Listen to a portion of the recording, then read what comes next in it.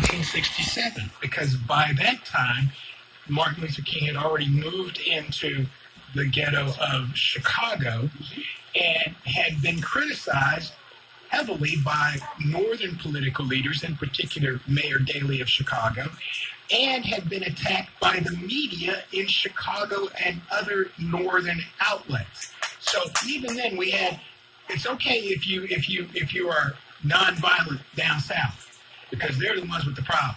Right. But come up here up north, and that was where some of the greatest violence against the movement was seen. And it's like, don't talk about that up here. We don't have that problem. Leave it alone.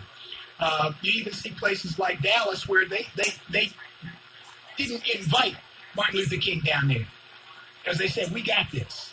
And so Martin Luther King never went to Dallas, Texas, even though there was one minister who wanted him to come to Dallas, Texas. So there's that contradiction. There's also a contradiction today. Well, actually, there's a similarity today between what happened then and what happened now. He talked about little brown children in Vietnam being subjected to violence. Well, we've got that today in Syria. We've got it in Afghanistan. We've got it in Iraq. Got it in Detroit. We've got it in Detroit. Right. But the thing that is interesting is the military had the draft back in 1967 at this time. And people think that the draft went away. Legally, the draft went away.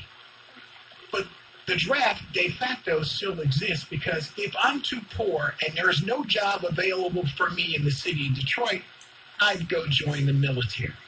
Mm-hmm. And so we are still facing... I call it a silent draft. That's right. You basically draft yourself. And the news is sharing that today. I mean, it's a stretch in terms of the conversation. But, we know that today that there are young men who are on their way to make sure that brown people do not come to America. Right. And we're using the money and using the staff and the bodies and the people who are in the army because, you're right, Bill, maybe there was no other place to go. But when you talk about violence in terms of Detroit's two Americas, remember when Dr. Martin Luther King came to Grosse Pointe, darn near a riot broke out in Grosse Pointe. And we're talking about people who are somewhat liberal some days, but that was right here in Detroit. And they really had to almost call out the FBI. They didn't even want him to come from the airport through Detroit. Yeah, but it's Grosse Pointe. What do you expect? Grosse Pointe is still not, a favorable place to drive, even. It's still Grosse Pointe is Grosse Pointe. Let's go to Harry. Harry has a question or comment. Hey, how are you guys? Good.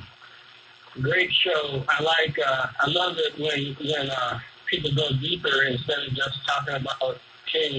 They talk about his message, and it's really good, the message that you're examining. And I want to kind of go along and agree with the similarities that you're pointing out. And I want to, add context that in the 60s, in the days that when it was going on,